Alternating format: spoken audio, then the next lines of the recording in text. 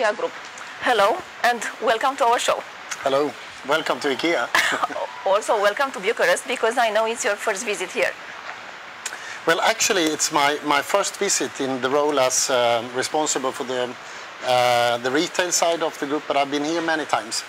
I had the pleasure to be here working with purchasing, where IKEA has been active for more than 30 years with some of the industries in Romania. So it is good to be back. So you know the Romanian market. What do you think about it? Well, I've been observing the Romanian market for many years through many visits, and it's lovely to see how the development is really coming here, to see how people are getting a better life year by year. People are getting more opportunities to fulfill their dreams, and also that we as a retailer have the opportunity to welcome more and more customers every year. People also got here more and more homes. Yes. Which is very good for you. Yes, it is. It means bigger sales. It does indeed. So we are part of a journey, I think, where we see more people moving, of course, to Bucharest, which is a trend that we see all over the world, that people are moving to the big cities. With the problems of infrastructure challenges that means, but also all the needs that people have, which means very often limited money and limited space, but endless of needs in life at home, in particular when you're a family. Yeah? Why did you open here the biggest store, the store we are in now, in the southeastern Europe? Yeah, it's because it's one of the biggest opportunities for us to start with. Close to 20 million people in the country, and then a big urban sprawl around Bucharest. But also because this is, we believe, the time the market is happening. This is the time where we have an opportunity to create a relationship with people. Since we are not necessarily targeting the affluent people, people with a lot of choices, but people who need to turn the money to make the right choices in life, but still have great needs for storage in life at home, the needs of having a beautiful home, the needs of making sure that it's a safe home. And these people with the big needs and thin wallets are the ones that we want to serve. So we think it's a good time to actually start to expand IKEA in Romania. Talking about expansion, do you plan to open other stores in the near future? Absolutely. But in Bucharest or in other cities? Some of these plans are a little bit secret. So I think as soon as we have all the permits ready, as soon as we have all the plans ready, we will announce it. But our commitment is that we're going to continue to expand. The last year we have shown that not only by opening the big store here in Paladin, but we also opened, so we now have 6 smaller touch points where you can pick up your goods in the country. Mm-hmm. And we're going to continue to try different formats and try to reach many more people in not only Bucharest, but also in the whole country. But you have already opened, as far as I know, small formats in other countries. That's Do correct. they work? Some of them work, some don't work. But what we're trying to do is to bring IKEA closer to people in the cities. So instead of testing and perfecting only, we have decided we're going to test almost everything we can dream of. So last year we initiated more than 20 tests, small formats of IKEA, plan and order points, pick-up points. We looked at bedroom shops, kitchen shops, etc. So we're trying as many different ways now, and then our customers will let us know which format of IKEA is meaningful for them. But we start to see some successes. We start to see that what we call extra small shops actually work, and we see that the plan and order points where we do kitchen planning, etc., seems to be a format that is working. How small is an extra small shop? An extra small shop is maybe about 20% of a normal big store. So let's say around 5,000 square meters. Mm-hmm. Now what we do is that we bring more or less the whole IKEA range, but you cannot bring everything with you because that space wouldn't allow. Yes. And normally people in the city anyways have a difficulty maybe to bring a sofa with them in the city. So we're trying to find the balance there, what people want. But it seems to me that you try a lot of new things. We do. in the last years. Yes. It's a little bit risky, or not? Or is it planned? I would say it's very risky to not test things. The world is changing. The world is changing more than ever before. We see that customers are changing behavior. So for us to be slow or for us to not test would be the most dangerous. So I think both the brand gets healthier from a more experimental approach. And then as entrepreneurs, we believe that this is the way we create a more meaningful IKEA for customers tomorrow. So I would say that the risks are quite limited, to be honest. And the customers are going digital now, more and more digital. You are also traditional and also digital. What means digital transformation for you? So digital transformation means in particular that we can bring IKEA to customers on their terms. So we will continue to invest in our big stores, which will continue to be the flagships, whether you get the full experience, you get inspiration, you get food, you get support from our co-workers, and you get an opportunity to bring things home. But on a Tuesday evening, when you have done the dishes, when the kids are at bed, and you need 2 chairs and a table, we bring IKEA digitally to you, so you can both do quick shopping, but also that we can bring the knowledge that we have about life at home in a digital form to you. So the digital means only to make people shop online? You can say partly, but if you look at the digital age and digital shopping, it's very transactional. You have a need, you look for it, you find it, you buy it. And these days also you normally also buy a service like home delivery. But what we try to do on top of that is to bring the value of our knowledge to customers, because a lot of people don't know how to decorate a living room. Yes, exactly. Or how to plan a kitchen. So for us it goes actually beyond. It's a beautiful tool for us to actually link the knowledge we have from all the studies we have ever done in life at home with people's needs. And that's why, for example, also coming here to Romania, the first thing we did this morning was to go to visit people in their homes. So we had a lovely morning with a family with 2 kids in 60 square meters here in Bucharest to really understand what they need and what they struggle with, what they dream of, and what they can afford. So this is the way we bridge and I think add value to society more than just selling things. And what was their perception about IKEA, the family you visited this morning? So they were big IKEA fans. They had a lot of products from IKEA, and we understood also that they have an aspiration for IKEA. They like the design, but we also learned that even though we are continuously doing price investments, trying our best in order to every year bring down the prices to reach more people, we also understand that some of the items, it takes this family some time to save up money to buy a new bed sofa.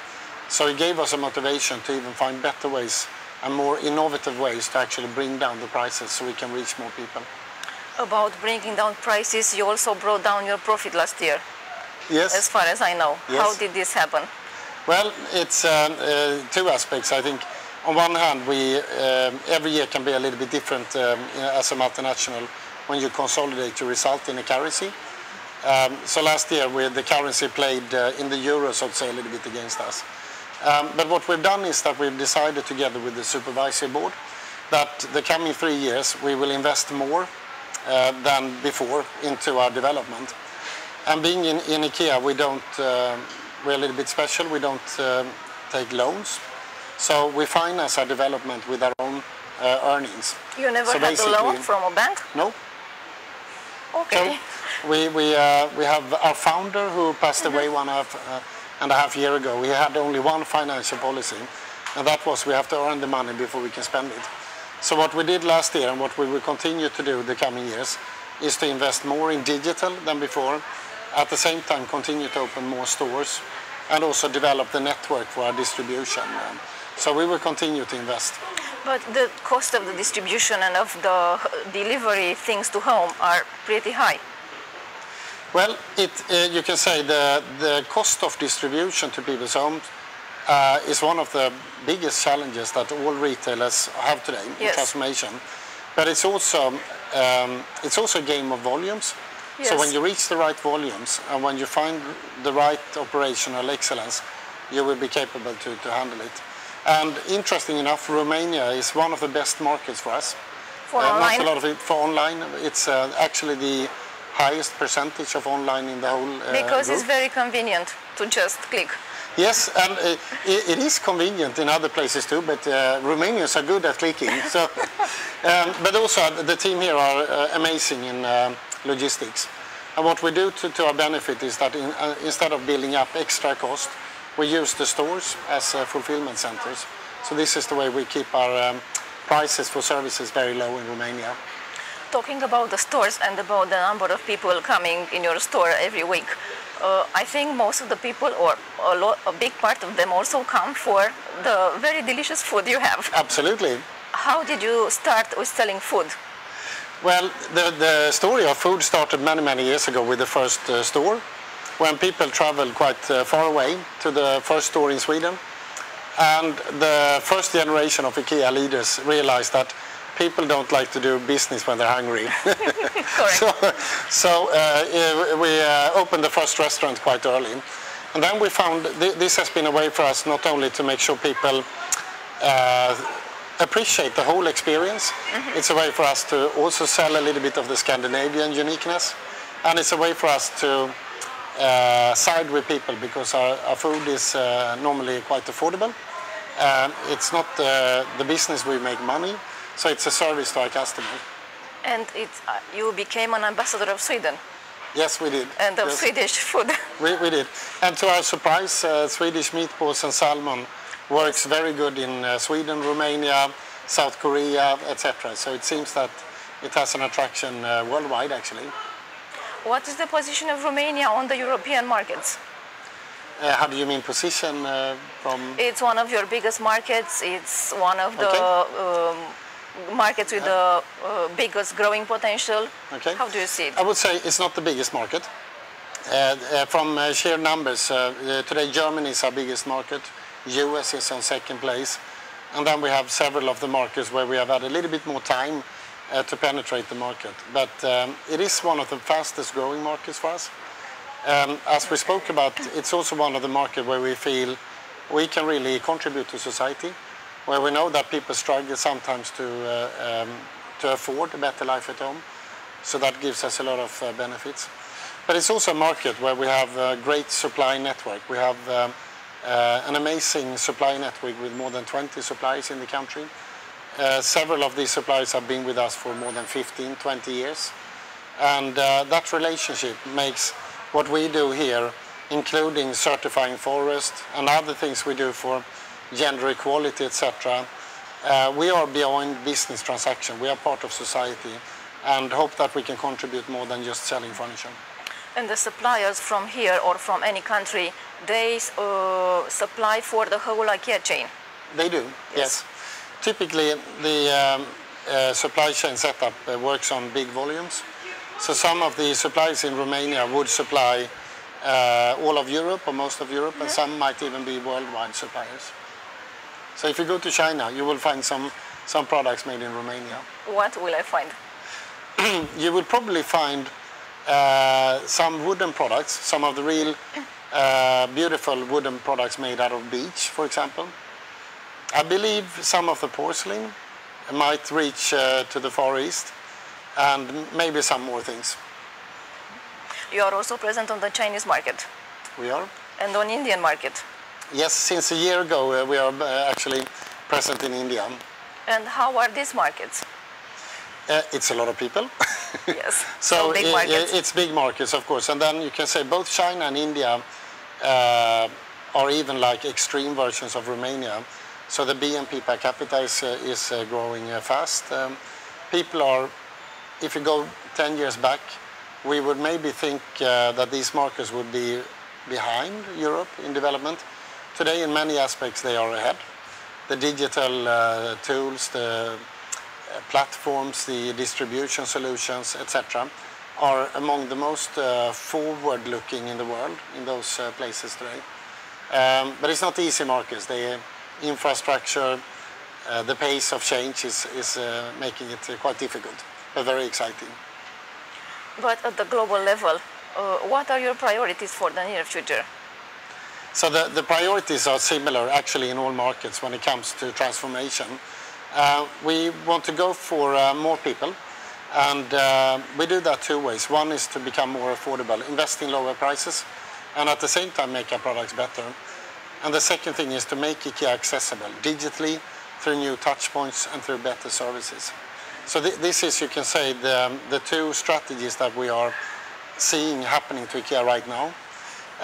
Then the third and even more important part is that we are making huge investments and huge efforts when it comes to what we call people and planet positive, which is our contribution to sustainability, where we are believers that the world today needs leadership in not only the people agenda with equality, but beyond that, when it comes to climate change, we are concerned and we take our responsibility to be a leader in that term. So these are the things: affordability, accessibility, and sustainability. How do you select your designers? Because I know you had recently a line of products from sustainable materials. Yes. So the IKEA design community consists of a number of amazing talents who work full-time in the design company IKEA of Sweden, and then a network of freelancers, where I think today we are testing and trying and working with more people than ever before. So we choose, some of the designers come from the art side of design, yes. Others come from the engineering side, and some of them maybe combine all of this. But the important thing for us is that there is a full commitment to a magic formula in IKEA, which is very difficult, by the way, to fulfill, which we call democratic design. And that means it's not enough for us that something is looking beautiful. So a beautiful chair that is not comfortable doesn't make its way to IKEA. So the form, the function, the quality, and then you add the sustainability as the fourth element, and then it starts to become tricky. And then we add the fifth element, which makes it very difficult, which is to achieve all of that for a low price. So that means the designers that we work with are among the best in the world, and people are good problem solvers, because it's not always easy. How do you adapt the product range to every country? I mean, how do you know that something is going to sell in the market and something else not? So the way we do it is by spending a lot of time with people in their homes. There is no shortcut, so we spend thousands of hours in every market. In, for example, India, we spent thousands of hours in different homes before we made the selection. But then you can say what we typically find is that human beings have the same needs. So most of IKEA's products are actually the same. And then we do some adaptations. For example, the firmness of a mattress. The hardest are in Japan, and the softest are in the US. And then you will not be able to convince people to do average, or you have to give people what they like. Cooking is another area where habits can be slightly different. And then you have, in some cases, also space, and small space requires some extra good solutions in some markets. How many products do you have now? I have no clue. No, I'm kidding. No, we have about 9,500 products in any market. Then, of course, every year we shift about 20% of the range. And sometimes we make something better, something we change the color, or sometimes we just bring in something new. So we try to update and get better every year. But you have, as part of your strategy, to update the product range every year? Yes, every year, 20%. How many people are working on that? Well, it is about, you can say in the total value chain, I would say in IKEA it's probably about 1,500 people at least working on that. And then, of course, our amazing suppliers. They are a very important part of the design in IKEA, because in order to reach the low price, you need to work with people who are really good at production. So when you get the magic when you take somebody who has design skills, somebody who understands logistics, and somebody who understands production, and all of them understanding and respecting resource scarcity and the sustainability aspect of business today, then you can make beautiful products. You have been in IKEA for 16 years, 17 years now. almost? Even longer. Even longer? I started in 95, so you can do the math. 24 years. 24 years, yes. How has the business transformed during this period of time? I think when I look back, sometimes it takes a bit of time to observe the big changes. But I would say I can see two big changes. IKEA has constantly been growing, being curious to step into new markets. So that's a constant. But I see two changes. One is how we have gone from a company being naive, I would say, many years ago. Naive in what way? In understanding our responsibility in society. So I think many years ago we did not fully understand or accept the responsibility we have as a company in society. And during the 90s, late 90s and up till today, we have fully assumed the responsibility for what we do, which has made us not only a responsible company, but actually a more competitive company in all aspects, from recruiting the best talents to actually siding with our customers and their needs. So that's one. Then I think the second big shift is possibly that thanks to digital, we have an opportunity to reach people today and tomorrow in more ways than ever before. So in addition to our lovely stores, we will have opportunities to serve people much better tomorrow. You will not give up the big stores?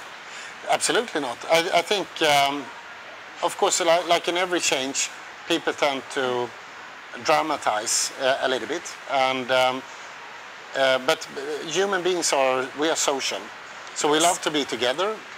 We love to, even sometimes we like to be alone with others. We like the commotion, we like the physical, we like the food experience. But our demands on what good looks like and what is worth our time has increased. So that means some retailers are not investing, they're going down maybe, and some of them have left the market the last years. Some are investing and making their experience better. And then I think our secret, if we have any secret at all, is that on top of all these things lies a true belief in people, and where our co-workers is the source of our talent. And if there's one thing we have as a strength compared to competitors, is that we have the best people in the world, motivated, passionate people who are here to help our customers. And that makes the visit worthwhile also tomorrow, I'm sure. With how many people do you work directly? Directly? It's about 160,000 directly, but I don't do 160,000 development talks, thank God. So I have about 12, 14 people reporting to me. But then we work in a fairly flat organization. We travel quite a lot and we meet a lot of people. And it's a big movement. Sometimes people agree with me, sometimes they do something better, and that's how we lead in IKEA. Do you plan to stay with IKEA until the end of your career? I never had a plan. So what I've done is I've always tried to enjoy the task I have at hand and try to focus on that seriously. I think it's dangerous to be too smart about your next step in career, but be appreciative of the things you do today. And of course, only do the things that you're really curious and interested in. And then you see what the future have in mind for you. But I'm enjoying what I do now, so I hope to stay around a little bit more. But when you started, you wanted to work for IKEA. Why? Well, to start with, to be honest, me and my wife was looking for an adventure. We were young, we looked for an opportunity to travel. And IKEA was one of the opportunities that came up. And I liked IKEA for the positive brand image, if you like. When I started to go to the interviews, I got very attached to the vision of IKEA, which is to create a better everyday life. At first I thought it was some beautiful words, but when I met people, I understood that it was something that everybody took an ownership for, and it was real. And suddenly I understood that this is a company that will provide a meaning beyond just making shareholders richer, perhaps. And the second thing I discovered quite soon was it's a community where I got an opportunity to take responsibility. And I like that. And that's still one of the reasons why I'm here. And then you stayed until now. Yes. without having any plan to stay so long. Yes. But it's the same thing. I fell in love with my wife 30 years ago and we're still married, so that's maybe my personality. The last question of this interview, what is the biggest challenge for IKEA now? Oh, the biggest challenge. I mean, there is only one real challenge for IKEA, and that is the same challenge that goes for every company, whether the companies have understood it or not. Some have not yet understood it. And that is we need to change our business model, all of us, into a business model that is sustainable. We need to change into a business model where we are having a positive impact on not only on people but also on planet, on resources, and that the consumption models of the 1900s are gone. And it's not from charity, but it's from pure economics, and for all good reasons, the challenge that we have to accept. So whether we're going to be around tomorrow has nothing to do with competition or digital transformation or small stores in the cities. It is all about providing an affordable offer for people in home furnishing that is in harmony and in balance with the planet. And that is a lovely and very difficult challenge. Thank you so much. Thank you. Thank you. Vă mulțumim că ne-ați urmărit. L-am avut astăzi alături de noi pe Jesper Brodin, CEO la nivel global al IKEA Group. La revedere!